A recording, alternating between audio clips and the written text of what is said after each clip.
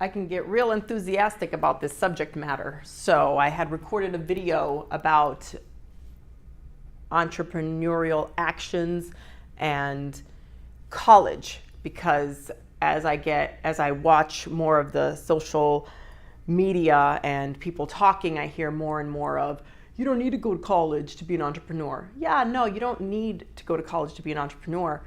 However, going to college can give you that structure so that you can learn how to learn in order to be a successful entrepreneur.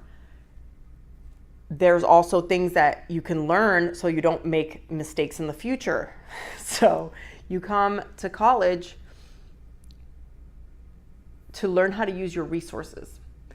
Also, the other subject that I was talking about, I just want to reiterate in a video here instead of while I'm driving talking. Writing the business plan.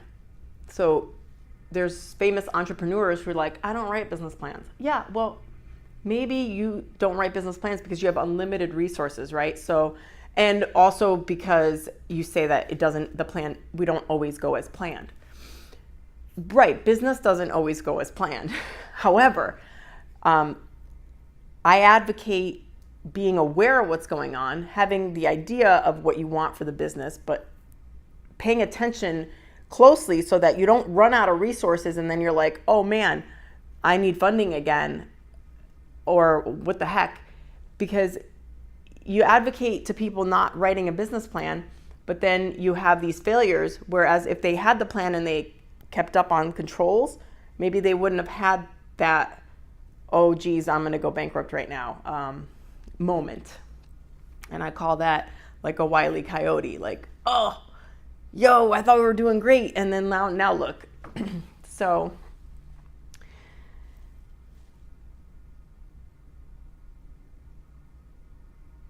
writing the business plan can give you the confidence that you need to present and get funding and do what you want to do. If you already have the confidence, you probably don't need that. But if you already have the confidence and you get funding and then you're going along, if you're not paying attention to things or making some plans somewhere, you can fail and then have to start over again. So I believe that the business plan, you can either start a business because you have so much money and you just start it and it goes. But then at some point, if you're not getting into some sort of structure, you're going to go bankrupt and it's just not going to continue on and you're out of money. And then when the place most people start is they already start with no money. So we already have to start being strategic from the beginning. So it's rare in those cases where people have like unlimited funding to do whatever they want to do. But actually it's not unlimited. It is limited. But some people don't have that $200 million or whatever to do whatever they want. But you know what? If you had $200 million and then did whatever you wanted and then found yourself not having anything, then you kind of did something wrong. Like in retrospective, it's kind of better to tell people, hey, you know what? If I did plan out better back then, I might have not went under 200 million now. So there's that.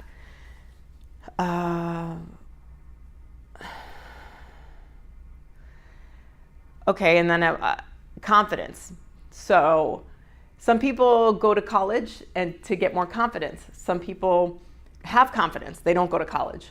Some people go to college and don't have confidence. Because I think that is the factor.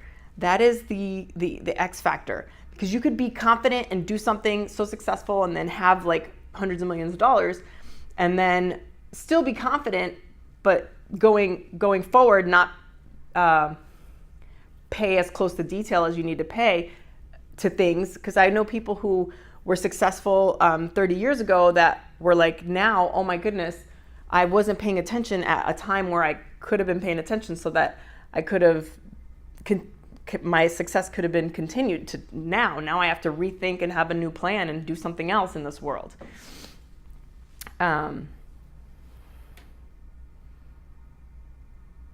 So learning how to learn, getting the structure, learn how to use your resources, learn from others' experiences. and learn from what science has told us about observations, social science and psychology. Those are my subjects. And of course, physics and laws. And even as a sociologist, psychologist, I like talking about being a first principle solution finder in your life experience. Just erase everything that you've been told sociologically, psychologically, and just custom build the life you want. And if you want something and there's a no, no means next. So it's like, find how to get what you want. And then I lecture about want management, where if you're not working every day towards something you want, then stop wanting it, because you're only going to make yourself miserable. So it is important to note that when people get in certain places of their life, they have a cognitive bias where it's a curse of knowledge. They already know something that they're not going to come back and put themselves in your shoes. When you're a student and when you don't know what you want to do and you're fumbling around, you kind of got to go within yourself and find that. Find what you like or what you want to do. Picture yourself 20 years in the future. What would you like to be doing? And then take little steps to get there.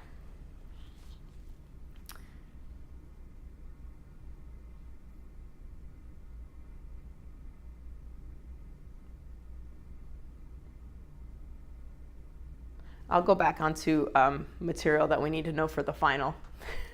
Not that I'm spacing on this. Happy today, happy every day.